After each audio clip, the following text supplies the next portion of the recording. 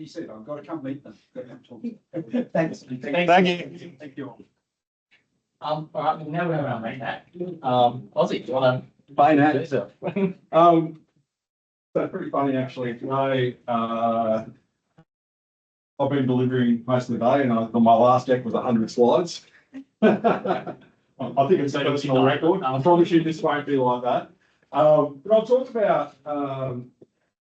We'll introduce Chirag and myself maybe in a little bit, but what our company is doing while we're working in this space, and probably why it's one of the most exciting areas for us at the moment. So, DevSecOps and trying to reach this continuous authority to operate type model is probably where the modern thinking is going with not just sort of cloud, but being able to iterate with a lot of our customers, and a lot of our customers are defence and intelligence. Just on Showtime Consulting is actually born out of doing, trying to answer problems around doing high-side cloud and building high-side clouds, and that's something that we specialise in. So we build what we call ultra-secure clouds, and what we found is a lot of the landing zones for those clouds are quite similar.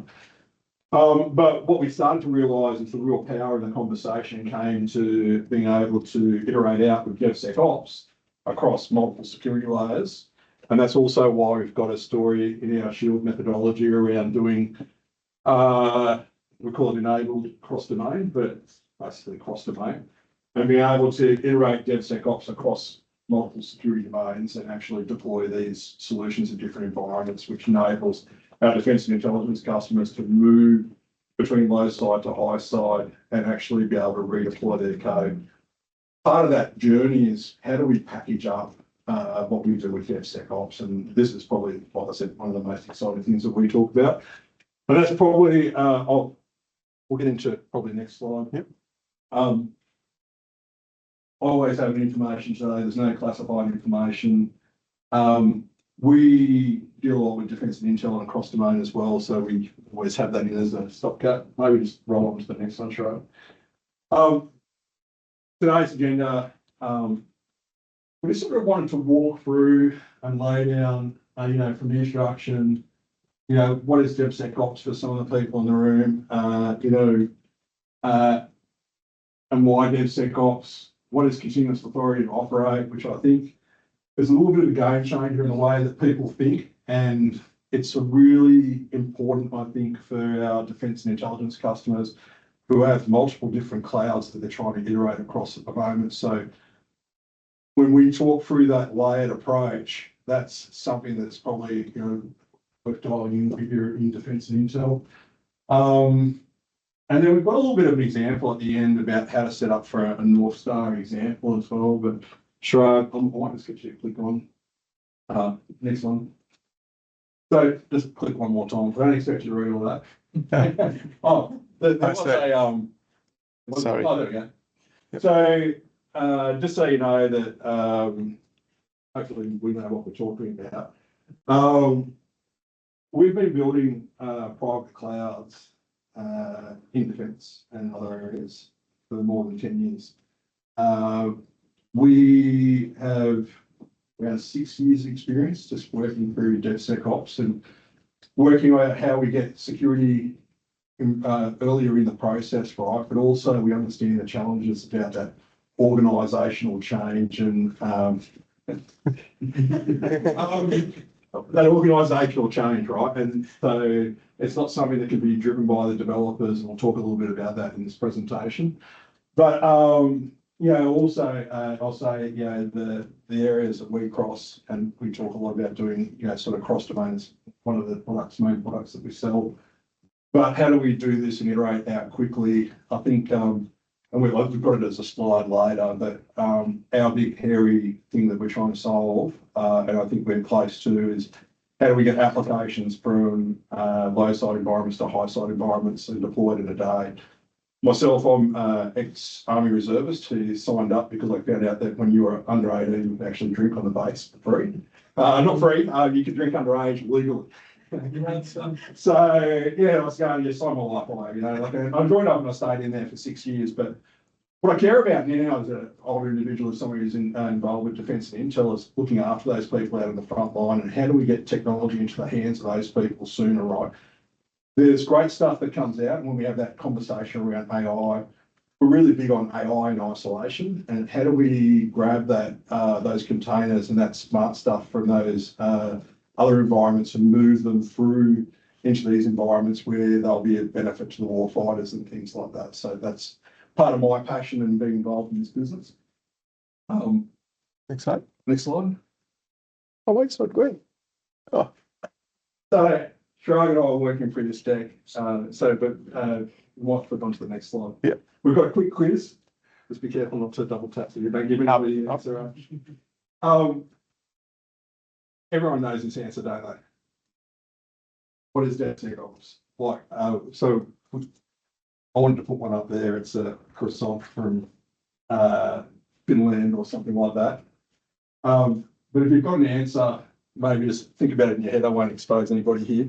And just click on the next, just click it next. Right. So if you go to A, right, you know, like, what we find commonly, and this is where it's even for the Azure Users Group, people tend to tie this conversation to tools. Strategically, and this is where we try and help people out with their DevSecOps strategy, and we have a DevSecOps Foundations component, which is realistically about doing gap analysis and what you need to do to enable your organisation to get going with DevSecOps. Getting the understanding of like what you're trying to do, and also getting that buy-in in your organisation is obviously super important. But moving the conversation away from tools is one of the things that we start with. Most organisations are different; they have different tools involved in their organisation, and it's if you're having the tools conversation early on, you're probably having the wrong conversation. I'll say, just as an early precursor to this whole conversation. And this conversation that we're going to have today, and I'll say Chirag's about to take over, is about more getting your strategy right and getting your thinking right, but also we want to introduce that layered approach about how to think about it and just get that out to our broader audience about how to set up for success, but also how to start layering out and leveraging the platform. And we'll touch on things like continuous compliance as well, and how we can use that to actually enhance and move at speed about the way we do DevSecOps as well. So with that, I'm going to introduce Chirag. thank you. We've brought up our other slide. I should say, so Chirag and I are both ex-Microsoft. So I was a principal consultant, cloud solution architect. Chirag ended up as a program manager in the mission engineering team with Microsoft, so he's building Azure on the back end. He has a wealth of experience. I'll do your intro. He has a wealth of experience that's second to none, really, around some of this stuff. I'll say maybe just try and hold off on some of your questions because we've got a little bit to get through. It's not 100 slides, but there's a little bit of stuff to get through. But Chirag's been repeating some of this stuff out of the US, and we think we've got a fairly sound strategy. Our DevSecOps is a massive, like gamut of things. What we're going to try and do is try and fly it 10,000 feet towards our North Star for this demonstration, which is talking more about how do we get CATO involved in our environment and go through the pillars. But I'll let Chirag dive into this and go from there. Thank you, Ossie. So let's ask the question again. What is DevSecOps? So as Ossie answered, it's integrating development, operation, and security together. That we wear. And everyone is white. Everyone is white. We should get video. And so I'm going to wave in the still narrow. Sorry? I think we have to wave over there. Oh, yeah. Yeah, there's a button actually. Oh, yeah. We're not making plans, it's a process. There you go. So what is new in that? So we're doing development, we're doing security, we're doing operation, then we can ask the question saying, okay, we're going to automate the security. Great. But is that enough to do the DevSecOps? Probably not, because the main thing that we need to focus is changing the culture. Right. So we change the culture when we introduce DevSecOps. We're saying security is everyone's responsibility. Right. Second phase that we hear a lot inside the DevSecOps, of course, shifting left. What does that mean by shifting left? Shifting left is literally mean saying we're trying to meet developers at their end to see what are the vulnerabilities they have in their code. We're trying to meet the operation people, or not people anymore because the DevSecOps and the one discipline, but operational task and system at that end to find out what is the vulnerability in the inside the systems.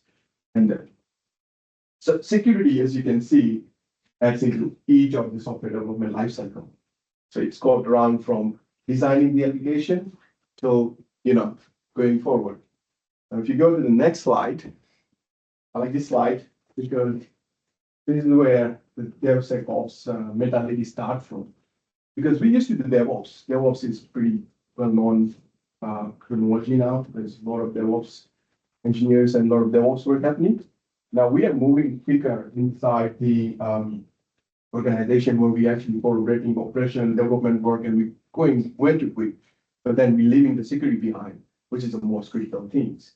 But so the DevSecOps wants to do to integrate that security channel with it as well.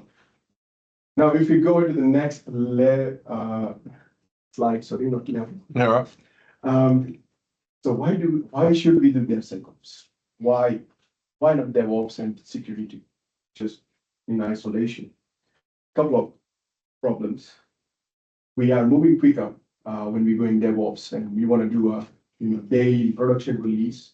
That's great, but what about security? Can it keep up with it? No. Now, if we want to do daily production release, what are the chances that we're going to introduce vulnerability in the system? We're going quick, that means a major potential to make mistakes, right? Because when you do a quicker and under pressure work, that's when you make a lot of mistakes. So how do we deal with these things? That's where the security automation comes very tricky, saying how we control this core need to make sure that pass this standard, this operational deployment we do need to pass this standard, and then actively monitoring it. So what it does for us, it provides us the ability to find the vulnerability up in early. So when we actually coding, we find vulnerability, how quick it would be able to fix it. I'm not even talking like a build time where we let integrate into the developer's IDE and saying, hey, that piece of 10 line that you've written has 2 vulnerabilities and you should not do it. That means we're cutting cost, we're going faster, fixing the vulnerability, we're having less vulnerabilities inside the system, and we'll be able to achieve that daily deployment to production. And again, I don't want to forget the fun stack. It will be able to achieve the continuous software development, and we'll dive into the continuous software operate provide after this. So before we say continuous authority to operate, are we all aware what is authority to operate? I'm pretty sure most of people are. I got a slide anyways, just in case. If it just what I like to say, it's just a documentation process where we actually going through and saying, hey, do we have that security controls in place? Have we thought about this? How we implemented that? And then one person says, and we sign saying, great, we happy. So that's how actually, can you go back to traditional? Oh, yeah, sorry. Yeah, so that's how we do it now, right? So that's how we actually say, all right, we're going through this paper. We know what is the boundary we want to set for this application. We're going to go through this paper, check, and then we go. Now, think about this. When we make a major change to application, we have to go through that again. Some of the controls are already there, and we not have to see, just go and say, ignore this portion, and there's a lot of opportunity of mistakes as well in there. Now, the second thing is it's a lengthy process because the manual thing, it's stopping people being able to scale out as much as we want with the automation.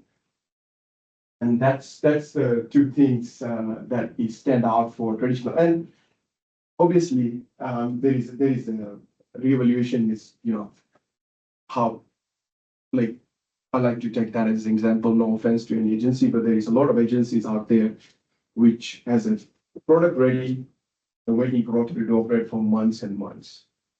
How we can remove that when new change happens. So you were trying to say something? Yeah, no, I said, look, we do with customers that sometimes implement new applications and go for an 18-month authority to operate the process, right? And it's because of the way they're looking at the stack, I'll say, is part of the issue there. But also, I was going to say and I've lost my thought. It'll come back to me. You go. Awesome. You go. You go. Let's go next to the slide then. Can you go to the next one, Yep. please? All right, so what is continuous authority operate? Streamlining your compliance and security need and then automating it. So if you need to automate compliance and security, two things, then the first thing that comes out in the mind is DevSecOps, because we are actually trying to automate the security with it as well. So that's how the continuous authority to operate aligned with DevSecOps. So continuous authority to operate is actually sitting inside the DevSecOps fundamental. And as we mentioned here, you can put in CI/CD pipeline. You can have an enforce like event-based trigger system using Kubernetes and Argos. You know, be creative as much as you can, or as much as you want to do. So we go into the next slide, Ozzy. I was going to say my point on the last one just came back to me. The on the traditional ATO as well. Look, we're talking about building a castle at a point in time, right? Generally, and then doing an IRAP maybe in a couple of years' time on where did we go and what's happened in between and what code's been introduced. And the risk there is not even just doing the initial deployment, but it's the updates. It's the things that happen on those servers and what's been introduced and what might be malicious. And, what are we doing to scan that? It's not really built into our process. It's sort of ad hoc, right? And that's a risk to a lot of agencies, especially defense and intel agencies, right? Yeah. Next one.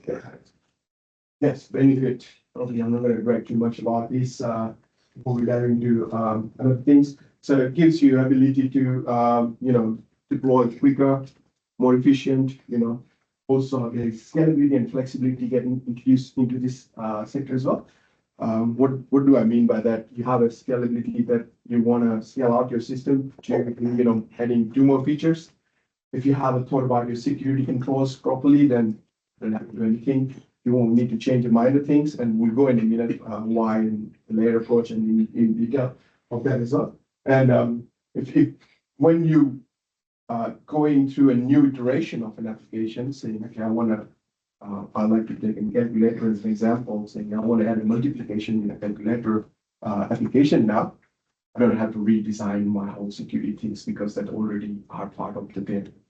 One of the way to achieve a lot of these is test driven development, but we probably won't go in that too much depth at this point in time. But the other thing is talking about the increased security posture. So, obviously, if we're checking the vulnerability up front and we're meeting up front to the developers and everywhere, and also then we're doing the dynamic system analysis using, Splunk and Azure Defender for cloud and things like that, then you already are much more secure in a way that what we are putting in, we know all of the vulnerability that we're putting in, we have a mitigation plan for it, and also we actively monitoring and the system. I was going to say just on that, what we're doing is we're creating a single automated funnel to get, basically push all this code through rather than ad hoc changes and updates to these things as we go through. But I don't want to jump ahead either, so I'll just stop there. That's cool. So this is great. I think we did enough marketing of DevSecOps and continuous authority. How do we go about thinking DevSecOps and continuous authority to operate? So before we go in DevSecOps much of a detail, what we actually came up with, it's harder when you think the whole system as one and then trying to achieve the continuous authority to operate, because you have a platform, you have a network, you have an application, container of PaaS services, you have SaaS services, PaaS services. There's a lot of different kind of varieties.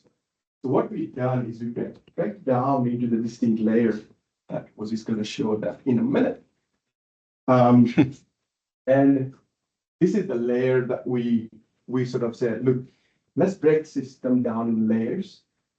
Worry about how we get our network into the continuous authority to operate. What do we need? What monitoring things we need to do when we actually thinking about our network? Goes to the platform, like how can we get agile to our authority to operate? Prime example, design Azure policies, right? How we get Kubernetes to have an operator, right? How do Kubernetes deployment using Azure, and things like that. How we get the on-premises structure to have an authority operator. Now, if we decouple these two things, that's your platform and in enterprise infrastructure literally gone out of the way, which can stay in a continuous authority operate as much as somebody's not coming and changing the system and introducing new systems in there. But then we'll come to the point where we introduce a new system and how that's going to go. So then we have our BaaS services, container services, there is SOEs. We can design the things saying, what are the controls we want to have in our BaaS services? Web app, we want to use private link, prime example, right? So we can control the traffic that just stays in our network. That could be a portion of the user profile. CI/CD pipelines, how do you want to design the CI/CD pipelines and a service mesh in terms of, so we check the code that get built, we check the code that get deployed. How we think about application, how we want to, have the secure development lifecycle. How do we want to design our application? What should we think about when we design the application from the start? And then what should we do when we want to deploy? That's on layer 5. And Ossie, we're going to talk a little bit about that at the end with the bit more. You're lucky I was about to break into it there, but Yeah, when it comes to microservice, so how do we monitor our microservice containers? That would be a good question in continuous authority operate as well. excellent. So sorry, just one thing before we get something. So the reason we put this in a layer is one, easier to design something for individual component, but then also when it comes to changing things, it's easier to change these at the layers, at individual layers. For example, if you change platform, that's gonna make a major impact. But if that may or may not require to have all of the security controls to be renewed, we give a flexibility in terms of saying, you can change let's say from Kubernetes to on-premises. For some of the deployment strategy, yes, that might change, but some of the core strategy that we have layer 5 application that may not get touched. So you have the modular approach in terms of you be able to understand which are the layers I have to touch. Then when I need to revisit my security and compliance automation. The next one. So coming back to the DevSecOps. So the DevSecOps, as I mentioned, it's not only automating security or automating governance. DevSecOps is bigger in terms of we're changing the way we're working, changing the culture of the company. We're trying to combine this three teams to work in a collaboration with each other. And when we think about, when we think about making these three discipline working together, there's a lot of changes that happen in organization. There's a lot of things that we need to talk about. What we did is we break down that thinking pattern into what we call an 8 pillars of DevSecOps. And probably if we can go into the next slide. And that is the 8th pillar of DevSecOps. Some culture and organization, communication and transparency, security practices, governance and compliance, automation and integration, scalability and flexibility, continuous monitoring and continuous improvement as well, and learning and innovation. We can look into each of these pillars to understand why they're important. But if you think of adapting DevSecOps inside the organization, this is how you would try and try and think through it using 8 pillars. Okay, go next. Yeah. So culture and organization. So as I mentioned, culture is most important thing in DevSecOps. If we don't get buy-in from our resources to say we want to go into the journey, that's a big no failure straight away, because people who need to practice this thing, they're not happy, they're not actively taking this on board. But then also the organization as well, right? See, if our organization focus and outcome doesn't focus on that security first kind of mindset, and how do we get buy-in from our leaders to say, this is where we need to head? And that's what you want.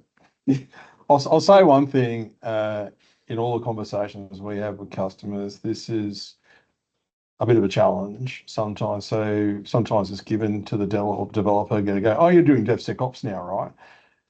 People need to understand, and that's a massive integration, and it needs to be maybe sponsored by the executive and then filtered down, and also needs to filter across multiple teams and organizations. So you need to get your security, your service management people, your operations people, and typically where we see success, and like if you're kicking off this journey, it's not bad, especially if you're new to it, to have a DevSecOps working group and start to invite those people along and start to educate them on why they need it, but also why we need to have management and executive sponsorship on this, because realistically, it doesn't happen from the bottom up. It needs to sort of get to the top and filter down, and they need to make it as part of their North Star about where they're driving the organization. Awesome. Thanks for that input. And that will come to associate DevSecOps ecosystem in a minute as well. But if we go to the next slide. So the next pillar is communication and transparency. Now we're talking about making three practices combined into one. So there's a lot of collaboration needed. We need a collaboration from security team, we need a collaboration from developer team, we need a collaboration from operational team, we need a collaboration from leaders, we need a collaboration from architect, enterprise architect. There's a lot of things needs to be happening in terms of, how we can make this new journey that we want to take as successful, right?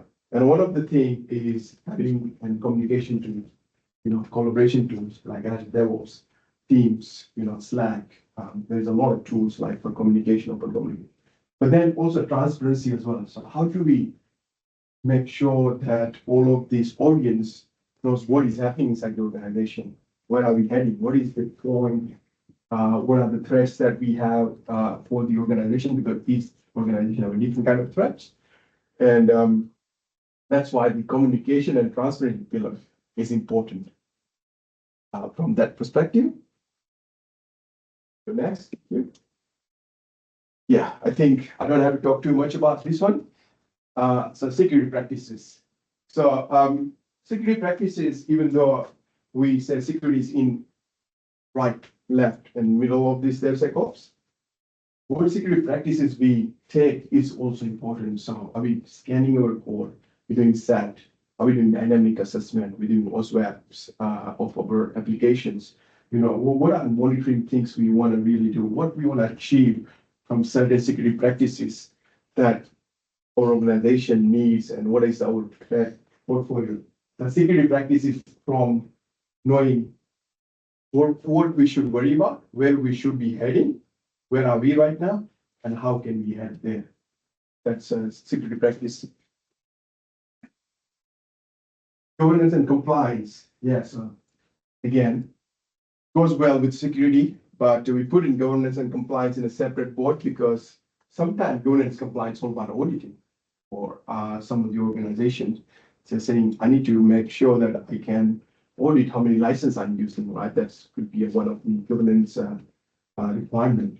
But also there's a regulatory compliance standard that comes into play, like our assessment, ISM controls, and things like that, that relates to security. But then how we make sure that we always stay in compliance from the governance perspective, what are the tools we can use to make this compliance and governance? Because now, many of you know already, the ISM has the quarterly update on what are the new security guidelines and things that we should keep up with.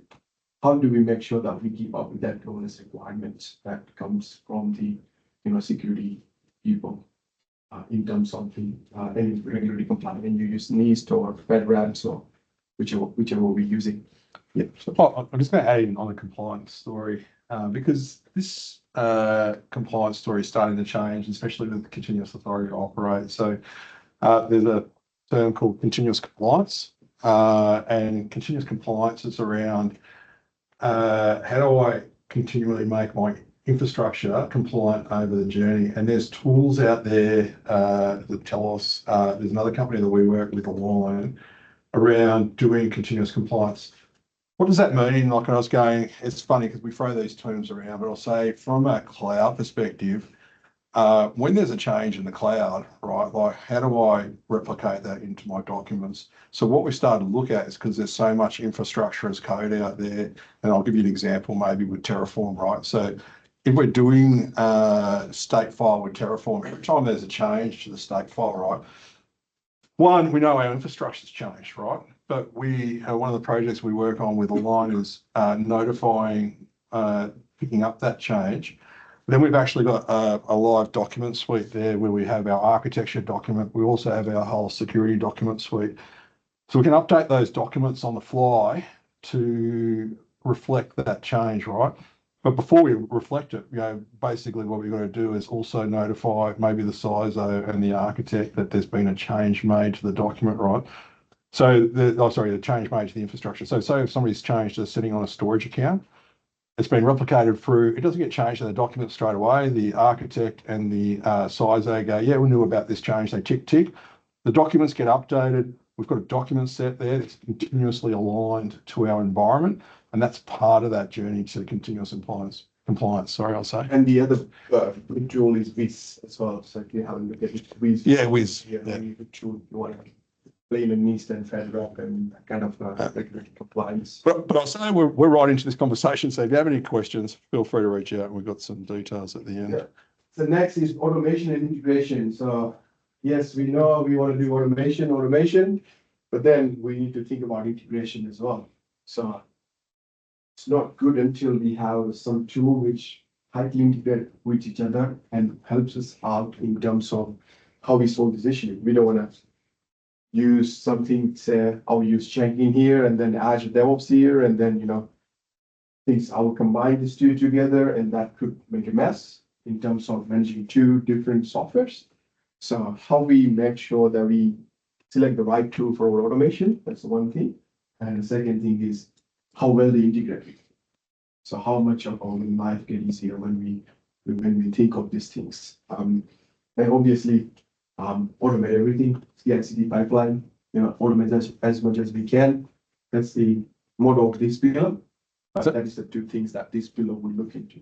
Yeah. So maybe the example in the pipeline is integrating the security scans into the pipeline, right? And we say that it sounds simple, right? Because we can add a step in the pipeline to do a security scan of the code before it's committed to a repository. But part of that is, well, we've scanned it. We've got a tick that's okay, but where are the logs going for that? And that's why we're saying it's more complex and needs to be thinking about these joining bits, and those scans need to be going back to a SIEM or back to the security team, and who's got access to muck around with the logs. All those types of questions come up. But the automation is about setting yourself up so you've got automated processes across the whole stack to capture all that information and send it back to the right people. Right. Yeah, and that's good side here. I think the next one is scalability and flexibility. So this is all great. We can do all of these things, but what if you can't scale it? What if we don't have a flexibility in terms of how to integrate newer technology whenever the new things comes up, right? That's where we need to start thinking about things like microservice architecture, event-based architecture. That's what the current government push anyways, right? And that's where we can get the best scalability, because if you want to practice DevSecOps, we want to try and manage the smaller pieces because it's easier to maintain the vulnerability for the smaller pieces than managing the whole and thinking massive. Like probably if you have to do Azure, if we need to manage Azure, whole environment of Azure code using DevSecOps, just by having one silver bullet, that won't be possible at all.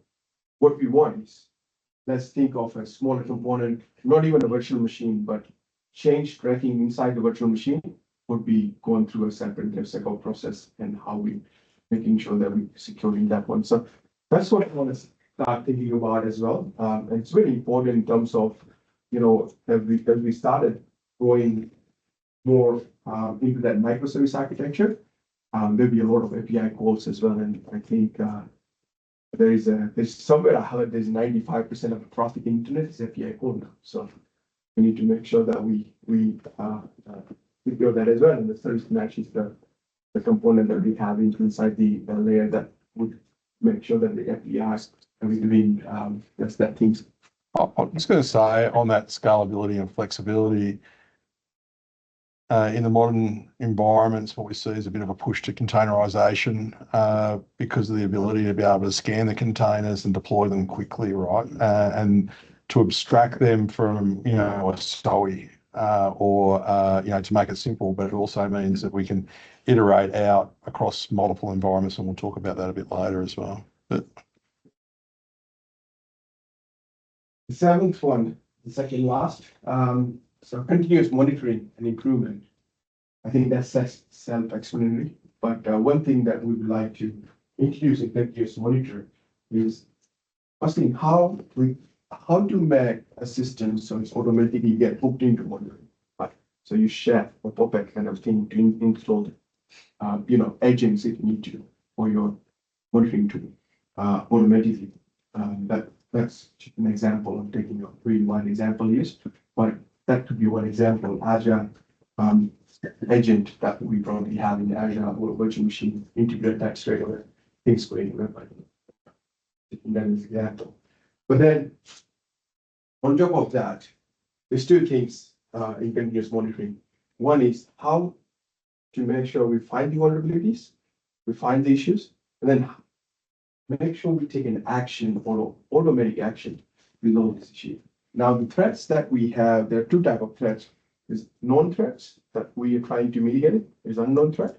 So probably Sentinel will be able to get you a lot of information about, hey, is this P1 or high priority alert that we're giving you? But there's known threat that we know that someone trying to root cause and someone trying to log in from certain IP, then we try and create some sort of an automation to say, we want to block that IP from the firewall.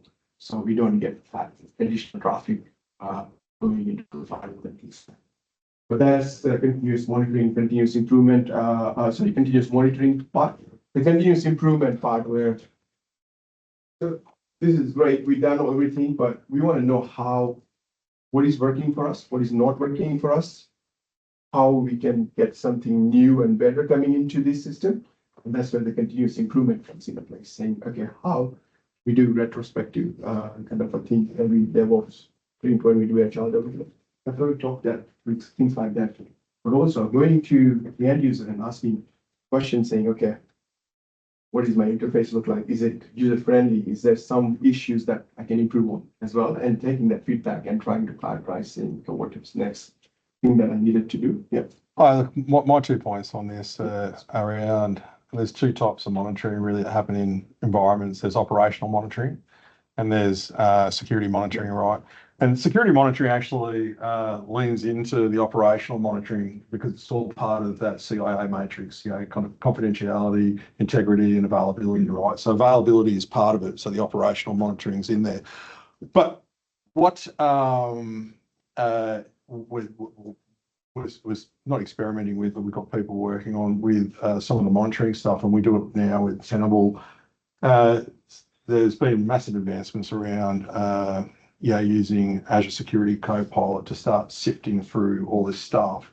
But, you know, when you get a SIEM log, and we've gone through and remediated, 50,000 alerts in one, down to actionable, incidents as they come through. This is where this type of story is going. So we know we can say maybe even use Azure Security Copilot or another tool to actually sort of get those alerts down. What you want to be is actionable alerts coming through and things that you can, if they're not actionable, they're new things that are happening and you need to investigate, right? But when we're taking on environments, we always advise people, the best thing you can do right at the beginning is have a look at all the other incidents that have occurred to sort of set yourself up for, success in the future. Awesome. Let's go to the last one, which is learning and innovation. So this is all good until, one day that the technology that we implemented is kind of older and we not think about, creating new, also the threats getting modern and modern, but if you don't keep up with the modern threat, then the whole DevSecOps journey can be a failure. And hence learning and innovation is very important in terms of how we provide all of the resources that we have with practicing DevSecOps, and we to learn and understand the new vulnerabilities that comes in the play. Also learn in the new technologies, saying some of the new technology comes in the cloud, saying how we can have our hands on that and get into that, thinking of latest and greatest and see how we can implement this inside the software and things. And that's also where it comes to innovation. If we don't innovate outside of the box, then one point in time, there is a security breach could happen, right? And that's where learning and innovation is a bit of focus of the DevSecOps as well. Not a primary focus, but still keep you up and in the game of, like I like to call Tom and Jerry when we think of security. That's where you want to make sure that your resources are up to date with the latest and greatest. I think the biggest thing is the hackers don't stop, right? And the vulnerabilities keep coming. And if you're not preparing yourself for the future, you're sort of working in the past a bit there. So Hacker need to success once, but the defender always needs to be 100% successful. cool. Next slide. Yeah. So great. We talked about all of the pillars. We talked about the continuous authority to operate. How do we start the DevSecOps journey?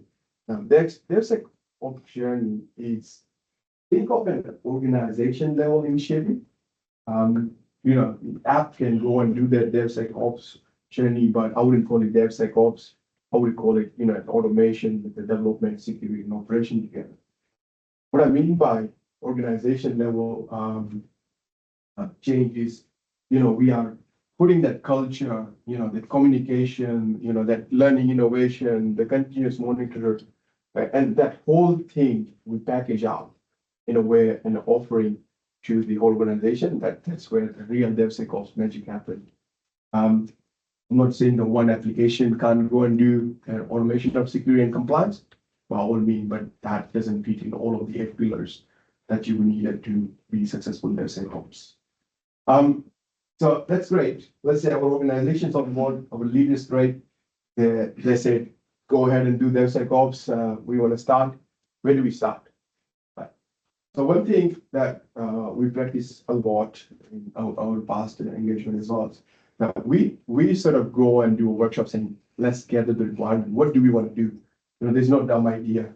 There's no stupid question. Just ask. Like somebody says, hey, I'll have this issue. I want to automate that. I want to automate this. Security people come and say, I have 10 times this thing coming. I want to automate that.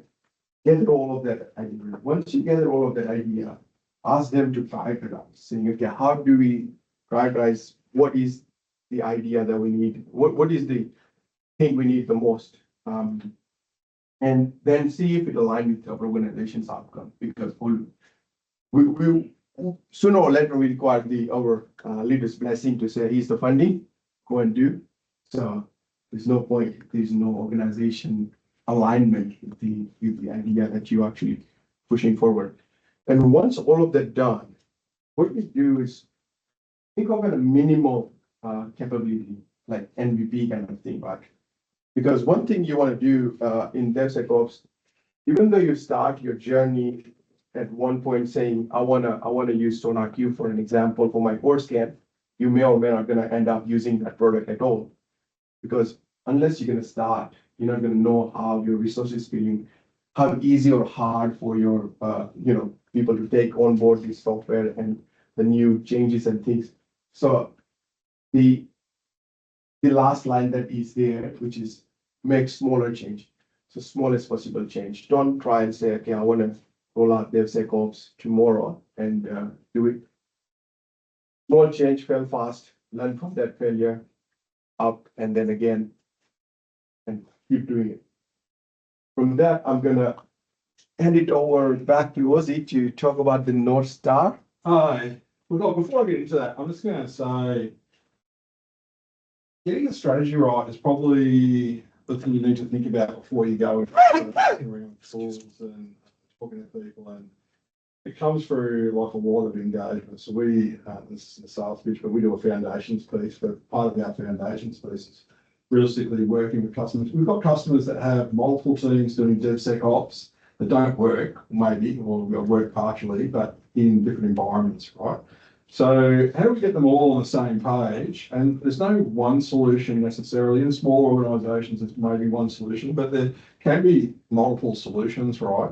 But that comes through, getting the people in the room and actually working through and getting that strategy right. They're starting to work out what your priorities are. The MVP component of this is really important. So when people try and bite off everything and try anything off, and it's sort of difficult. But if you can start off with getting an MVP out, even if it's multiple small MVPs about the way you're going to operate, that's where you want to be, right? So you want to get that MVP out, and then basically what you want to do and what we do is start to roadmap out what do we need to change to maybe hit that next maturity level. So if you think about it like in the essential aid maturity levels, 1, 2, 3, 4, 5, like once you rate yourself and you're at a 1 or a 2, what are the wins that we need to get to the next level, like in our process, or like we're at a 0, we need to get to a 1, right?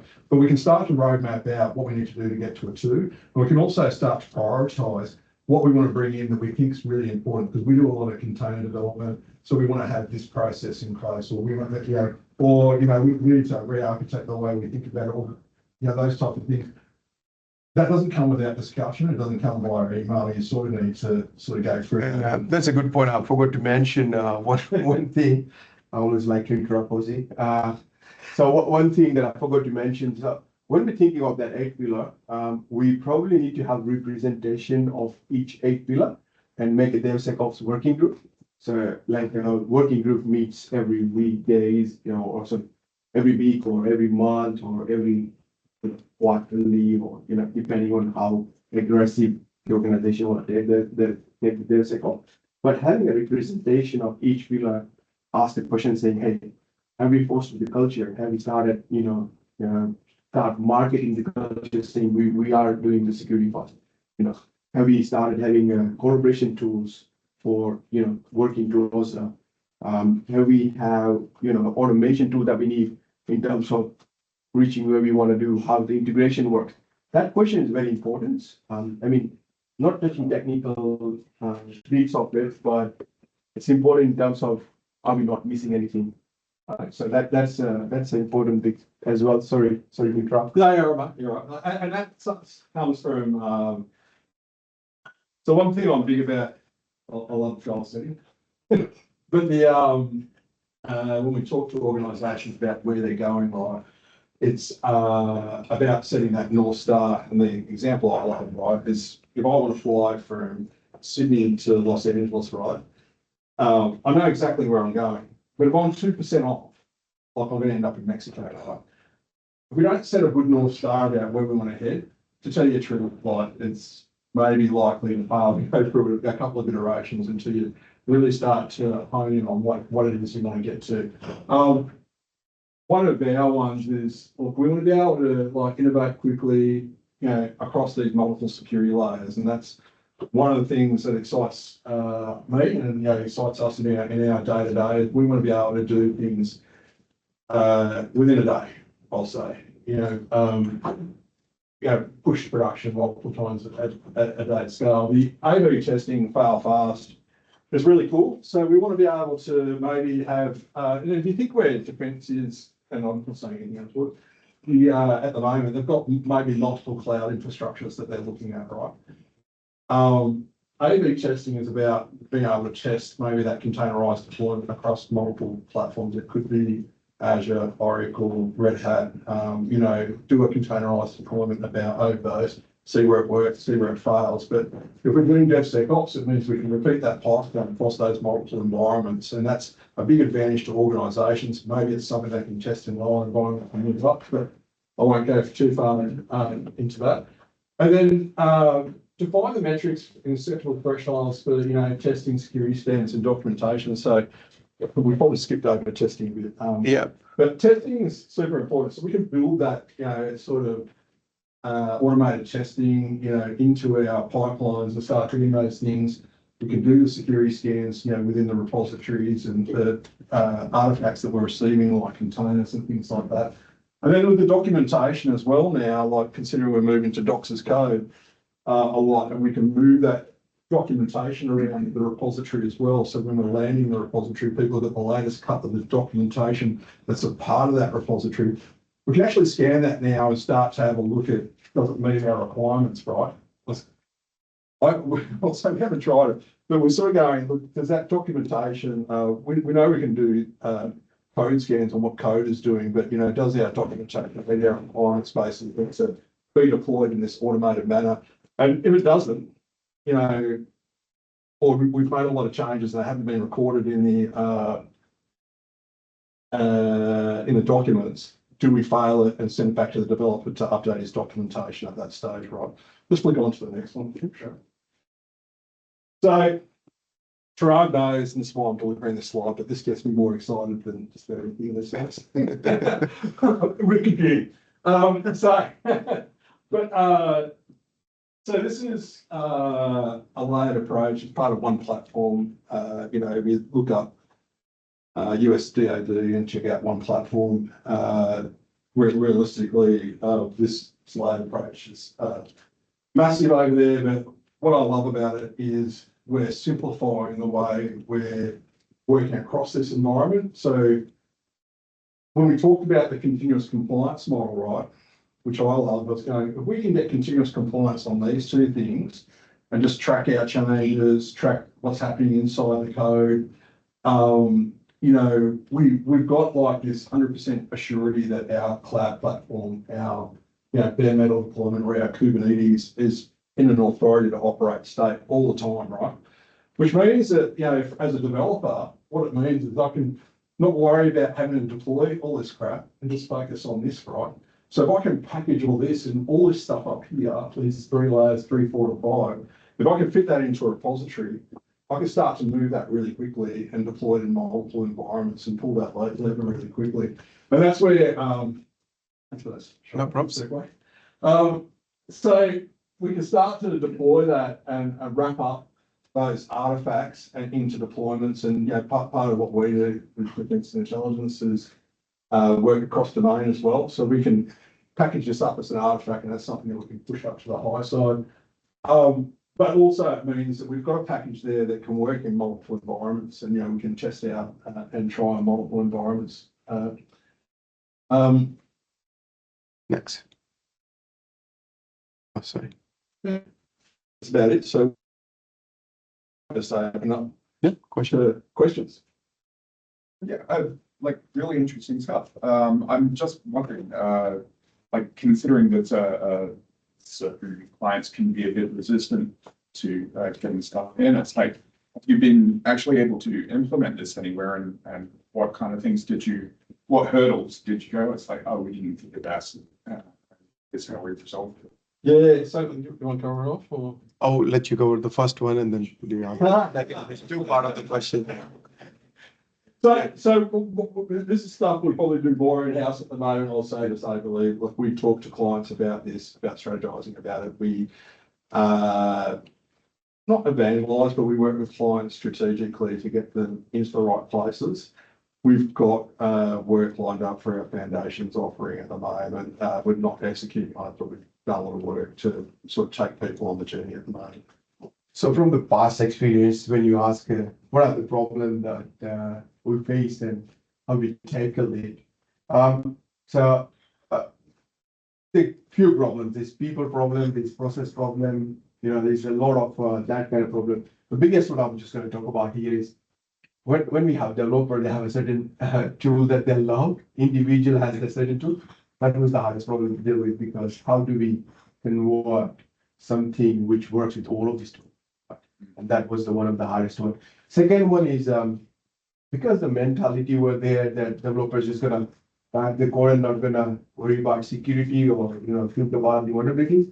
That was another big issue that we had to deal with in the past. But the 2 major ones. There's people process. I probably won't go into. Oh, yeah, I can see why finance is built on. So yeah, I think so.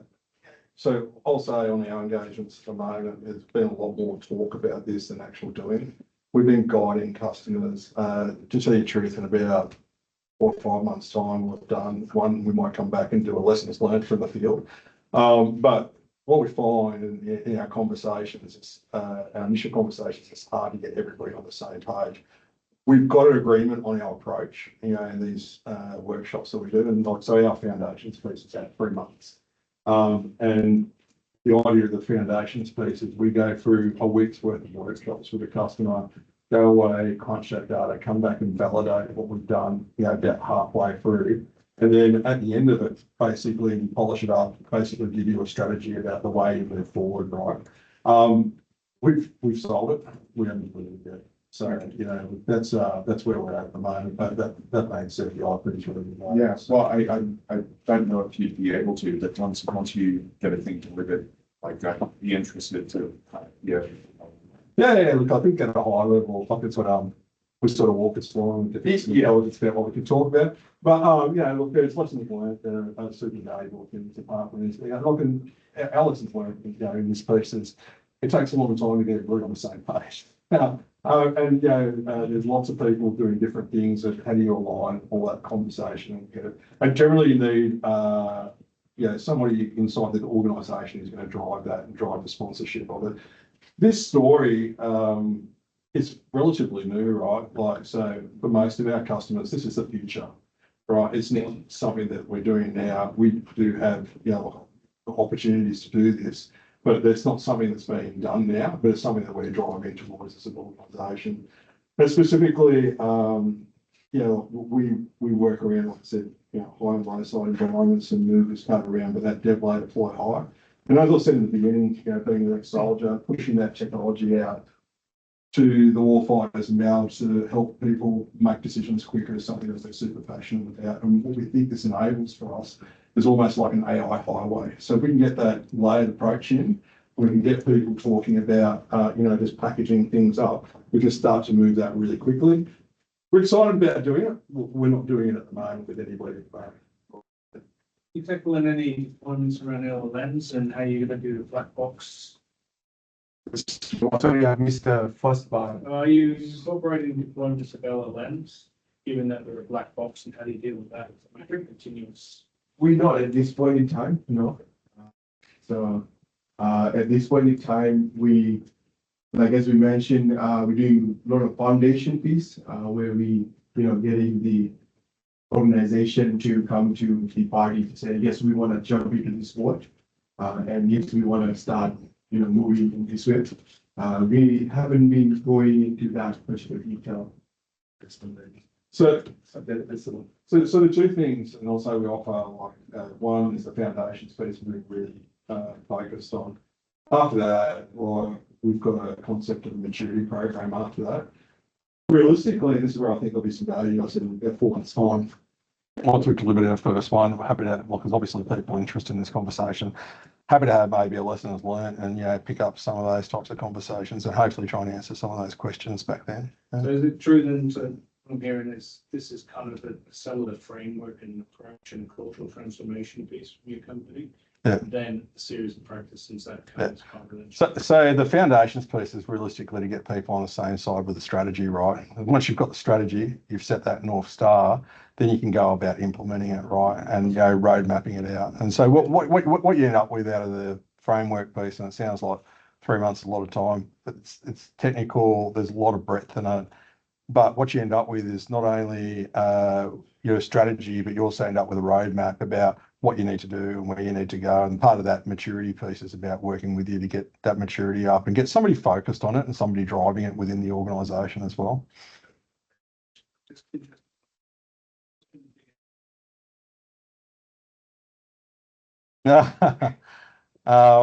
Probably people not so much tied to tools, but maybe tied to ways of working.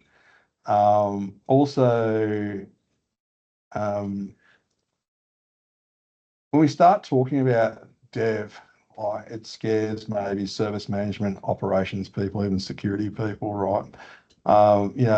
You expect me to go and do dev work now, right? There's a little bit of how do we get everybody in the boat and not get them so scared about this. That's probably I think just demystifying it and then stopping some of the religious debate about how to do it and getting people on the same page.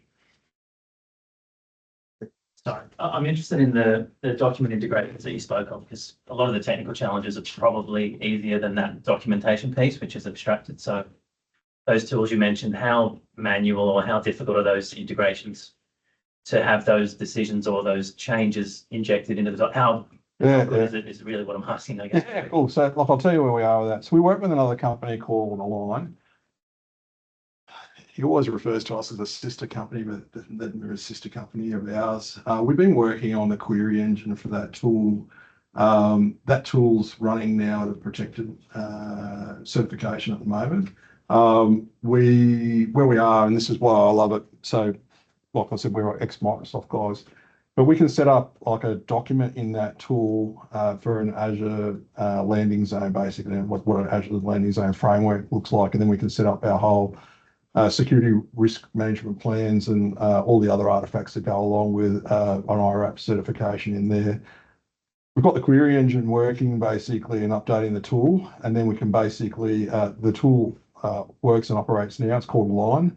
It's a bit of a pitch for those guys. But basically what their tool does is when it picks up the change before it commits it to the document, it can go off. So that tool's operating now. We're just looking to container or help them out and containerize it, actually to put it up in other environments that are isolated from the internet. But it's operating now and protected, so that's something that you can use. Now, what we love about it, apart from just the fact that it does that, is we talked about hooking into the ACSC to be able to pull things like ISM updates and see whether I'm compliant.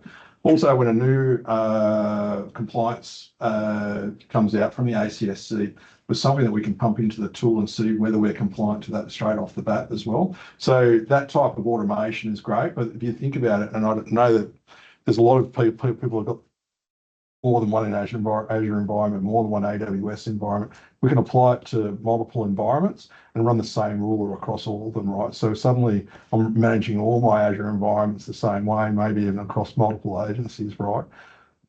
It's cool. Like I say, it's not experimental, but it's in development at the moment. But the ability to be able to do that and then bring in a new framework or even compare back to another framework like NIST or ISO 27000 or something like that, and run that across your environment and see where you're compliant and not, that's pretty valuable to customers at the moment. So that's why we've been investing more. Our place in that is more around building out the suite of documents and doing the query engine, and we do it with we're currently looking at it with AWS and Azure at the moment. But if you're interested, I'm happy to have conversations with people, and I think maybe the next slide is got some of my documents. Oh, it's some of our services, but the gap I see at the moment is having to then update those legacy documents. So if there's a solution for that, that would be fantastic. Yeah. So and that's the I think the other thing is, like, one, if we can do the live document suite, that's great, right? What we started to look at is there's a whole stack of Azure and AWS environments that were maybe deployed a long time ago, right? So we go maybe to a new customer, it's almost like a best practice analyzer, right? Plug in this document suite, run it across your environment, see where maybe you're compliant or not. And then the other thing is utilizing maybe AI, we can actually start to give you examples of how to, say, deploy code to fix up your storage account with Terraform and stuff like that. So that's sort of looking at it the other way around, right? Like I said, it's experimental. We're happy to have conversations with people about it, and if anybody wants, like I said. Yeah, so we started thinking in a way that, okay, this is great, we have a documentation, but what if we want to keep aligned to that new or ISM controls, NIST controls, FedRAMP, all of that? We just give you a whole lot of code and you say you want to run it, and you click it and just go to the cloud and make it align. Do you see a shift away from things like IRAP requiring that legacy documentation, and perhaps looking at, okay, here's a Bicep template or a Terraform template, and we can see you're compliant based on that template, or are we still going to have these ATOs? Well, the one thing I've worried about is IRAP assessors chasing me around if we introduce this tool, right? Because, we start to automate that. And I don't know, I know a lot of IRAPers do more than one assessment at the same time, but it's the same document suite, right, like a lot of the time. So we start to do that and automate that, and we can do that, I'll say maybe cheaper because it's online and something that they can reiterate, right? Really quickly and have a solution for it. You know, like I'll go, well, instead of maybe, paying for an IRAP assessor, I'm going to implement this and then just have my continuous compliance, right? Absolutely. I was going, the IRAP assessor is going to come by in 2 years' time, and this is the joke that we have, and go, well, what's happened in your environment? Well, there's a whole order log of every change that's happened in our environment and who's ticked it off, basically, and that's the vision for that product. I'll say solution set, yeah. Just building on that example, a lot of the examples you spoke about today in terms of the way risk is introduced to the environment were by virtue of application delivery. But it occurs to me that there are other ways that risks are introduced to a given platform. Obviously, you've got some around ISM controls and the way you're being assessed will change periodically, but similarly, platform changes will come in, and Microsoft's infamous for this, as to some of the other platforms on Azure for just turning features on out of the box. And some of those other problems. I'm sure there's some Microsoft people around here going, not guilty, right? So I guess there's some virtue, there's some ways you can look at it where the deployment of code is a way of introducing risk to the environment, but similarly, it's a way of mitigating risk in the environment where things are changing under your feet. So how do you sort of see that all playing out in this sort of continuous space? So and that's interesting because I was thinking about the Terraform and state, like, so if you have a change in your environment, it's going to get highlighted with the Terraform and that change is going to get pushed up. Terraform's up to date. Yeah. Yeah, so like, I'll say I don't know. I'm trying to think about how it works on the fly, but Chirag, you might. Yeah, so I think the good question. That's one of the things, as we mentioned, that we introducing the fix issue. That will be a piece of code we're thinking of putting in a repository, so we keep track of all of the changes that happen as well. But that's something what we're working on at this moment, the challenge that we have to say what is good when the AI gives us the code, because AI hallucination as well. It gives sometimes make up things saying, like if you go right now and say, write me an Argo event where I'm just gonna look for a folder and whenever change happened, write me hello world, right? If you tell the AI, the whole code will be complete crap as well. We saw the images in the slide. Actually. That's to highlight. No judgment, right? Yeah. That's a great way to get good images. Just the spelling is not great, right? And that's to highlight the inaccuracy of some of the AI things as well. So we're working on to see how we remove that and how we make that ensure that whatever we're suggesting after reading. So there's a few things that we're doing, reading the compliance, understanding what compliance needed for the cloud provider that we're working with, and then portion of code and design code accurate. So, but that is a lot of. There's other bits that are nuanced in this that we've come across, and anybody who's been for an IRAP assessment knows that not everything, especially in cloud, goes by the letter of the law of the ISM, right? So but the way I'll say we've been thinking about it is how do we create one document set that we can update, with maybe not just the ISM suite of documents, but the threat and risk management plans when we don't have something that complies, right? And if we can make that cookie cutter and repeat it, and I'll say be close enough to know that we're highly secure, even if something's changing underneath the covers. We'll find out about that later. I don't know how we find out about that, but that's a good problem to throw on the board.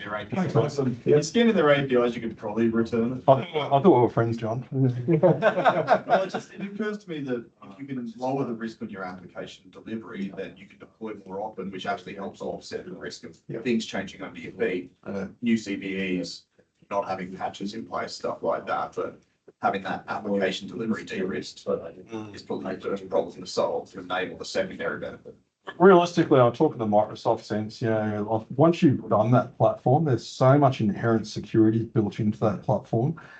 There is application risk, and change maybe, but look, to negate it, like say, look, there might be things that change under the covers, but is the house still a secure foundation? How do you address it? I generally don't blame Jimmy, actually.